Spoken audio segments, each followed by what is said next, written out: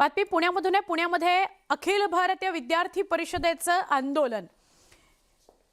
COEP कॉलेजच्या विरोधामध्ये विद्यार्थी परिषद आंदोलन करणार आहे। सीओईपी कॉलेज फी वाढी विरोधात कॉलेज प्रशासनाविरोधात आंदोलन केलं जाणार आहे। हे एबीव्हीपीचं निषेध आंदोलन असणार आहे जे सुरू झालेलं आहे। पुण्यामध्ये अखिल भारतीय विद्यार्थी परिषदेचं आंदोलन सुरू झालेलं आहे। फी वाढी विरोधातलं हे आंदोलन आहे। पदवी शिक्षणाची फी अचानकपणे कॉलेज प्रशासनाकडून वाढवली गेली आहे आणि ही फी वाढ जी आहे ती नियमाच्या बाहेर जाऊन आहे असा आरोप विद्यार्थी परिषदेने केलेला आहे। कॉलेजने विद्यार्थ्यांना विश्वासात न घेता 89% फी वाढ केली आहे असा विद्यार्थ्यांचा आरोप आहे। आमचे प्रतिनिधी अभिजित पोते यांच्याशी आपण अधिक बोलूया। अभिजित, हे आंदोलन हा मोर्चा सुरू झालेला आहे का एबीव्हीपीचा? कुठून कुठपर्यंत हा मोर्चा जाणार आहे आणि काय नेमका विषय आहे एबीव्हीपीच्या या कार्यकर्त्यांचा?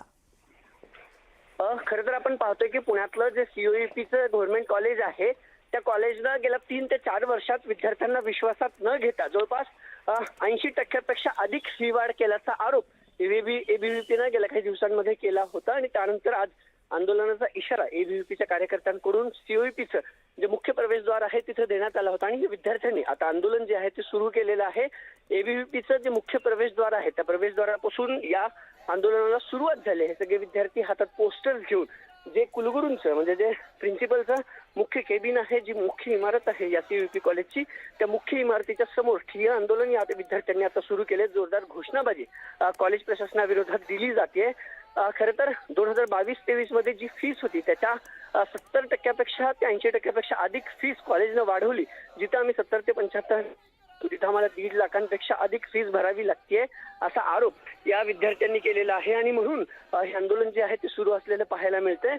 स्वतः प्रिन्सिपल यांना बाहेर येऊन आमचं निवेदन स्वीकारावं अशी देखील मागणी हे विद्यार्थी करतायत आणि मोठ्या मोठ्या घोषणाबाजी करत जी मुख्य इमारत आहे त्या इमारतीच्या बाहेर या विद्यार्थ्यांनी आंदोलन जे आहे ते सुरू केलेलं पाहायला मिळतंय।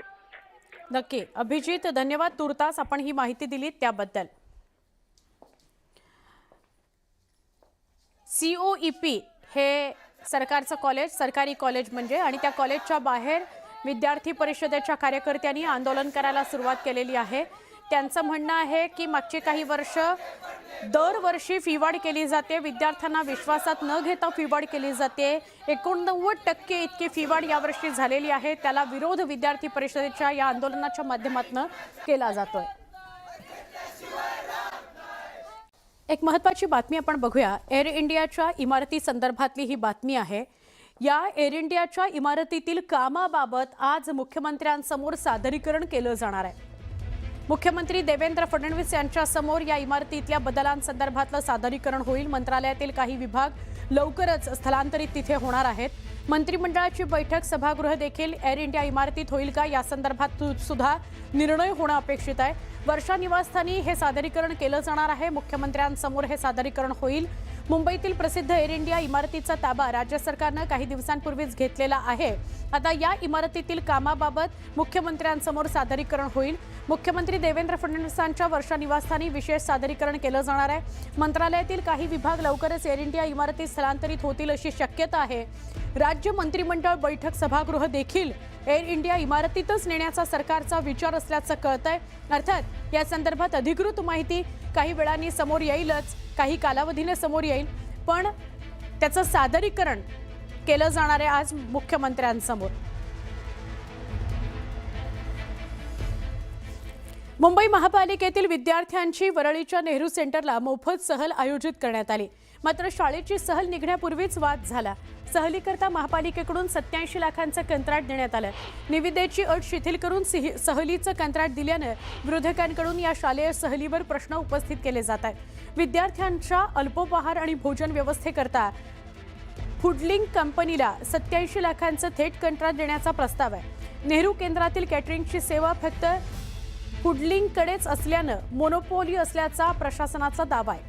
मुंबई महानगरपालिका अधिनियमाप्रमाणे 3 लाखांपेक्षा जास्त खर्चाकरता निविदा आवश्यक आहे, पण या प्रकरणामध्ये निविदा अट शिथिल करण्याकरता शिक्षण समितीकडे प्रस्ताव देण्यात आला।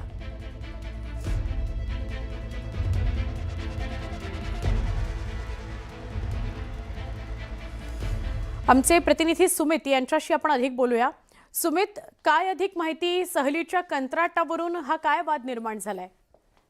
सुवर्णाजी, बृहन्मुंबई महानगरपालिका 1888 ऍक्ट नुसारच महानगरपालिकेचा कारभार चालतो आणि त्याच्यामध्ये असलेली 72(3) ची अट त्यानुसार कोणतंही कंत्राट जर 3 लाखापेक्षा कमी किमतीचं असेल तर ते थेट काढलं जातं, निविदा काढली जात नाही.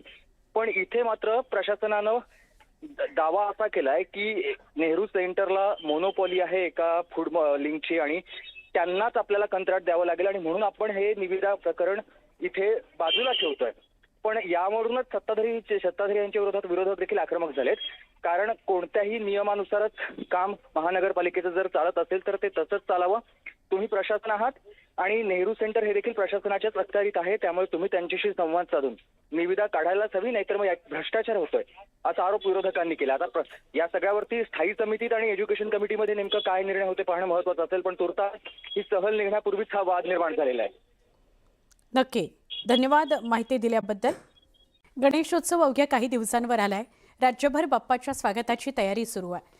परळमधील गणेश मूर्ती कारखान्यांमध्ये कारागीर दिवसरात्र मेहनत घेत आहेत. भव्य गणेश मूर्तींना अंतिम रूप दिलं जात आहे. रंगकाम असेल, सजावट असेल, फिनिशिंगचं काम असेल, हे सगळं सध्या सगळ्याच वेगवेगळ्या रंगशाळांमध्ये आहे.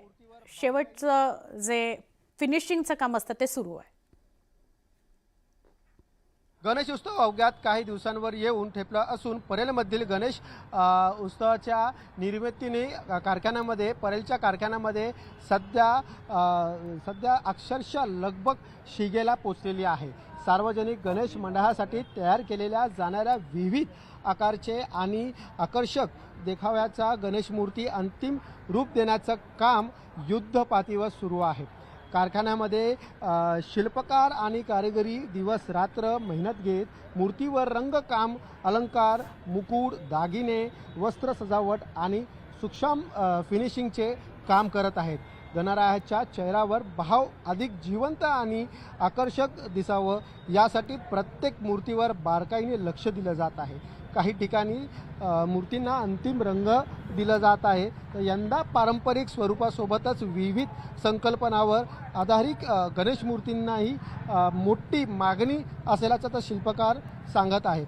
अंतिम कामं पूर्ण झाल्यानंतर या मूर्ती मुंबईसह राज्यभरातील सार्वजनिक गणेश मंडळाकडे रवाना होणार आहेत.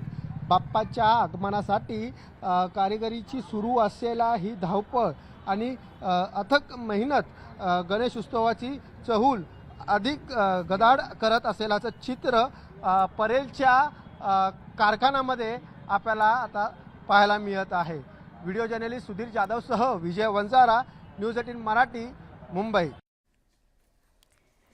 परळ, लालबाग, चिंचपोकळी हा जो सगळा भाग आहे तिथे गणेशोत्सव मोठ्याच उत्साहात, जल्लोषात साजरा केला जातो आणि तिथे खूप साऱ्या रंगशाळा सुद्धा आहेत. या रंगशाळांमध्ये प्रचंड लगबग बघायला मिळते. लगबग कसली तर एक तर गणेश मूर्ती बुक करण्याची लगबग जी आता अगदी अंतिम टप्प्यात आहे. कधी कधी मूर्ती घ्यायला जातात ग्राहक आणि मिळत सुद्धा नाही, कारण त्याचं बुकिंग खूप आधीपासून असतं.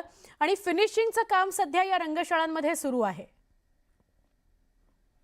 तर 75 ते 80% कामं सगळ्यांची कंप्लीट झालेली आहेत. आता काही मुळे थोडंसं फिनिशिंग अँड ऑल दॅट सगळी छोटी कामं राहिली आहेत, ते कंप्लीट होत आहेत आणि जसे मंडळ येतील तसे ते आपण डिलिव्हरी देतो सगळ्यांना, जेणेकरून बाप्पा हा सणासुदीच्या हिशोबाप्रमाणे डेकोरेशन आणि सगळं आगमन याच्या हिशोबाप्रमाणे आपण ह्या मूर्त्या तयार करून लवकरात लवकर पाठवतो आहे.